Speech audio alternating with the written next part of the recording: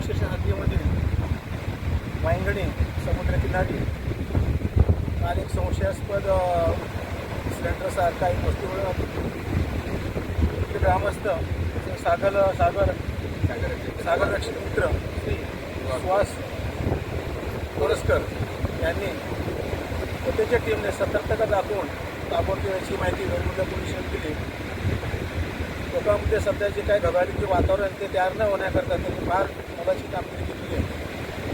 त्यानंतर माननीय पोलीस अधीक्षक साहेब तसेच कंट्रोल रूम सिंधुदुर्ग यांच्या आदेशाने BDS टीमने आज येऊन सदर सिलेंडर या वस्तूची घातपाती तपासणी केली. सदर वस्तू ही कुठल्याही प्रकारचे बॉम्ब सदृश्य वस्तू नसल्याची खात्री पडल्यानंतर सुरक्षिततेच्या कारणास्तव बॉम्ब शोधक पथकातील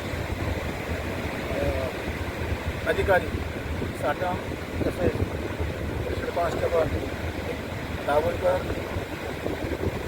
श्री 656 कुराडे यांनी येऊन BDSच्या SOP प्रमाणे सदर सिलेंडर हा सुरक्षिततेच्या दृष्टीने त्यावर रिमोट एंट्री मेथडचा वापर करून कंट्रोल पास करून सदर सिलेंडर हा ओपन करून पूर्ण त्याला सुरक्षित केलेला आहे आणि पुढील कारवाई चालू आहे.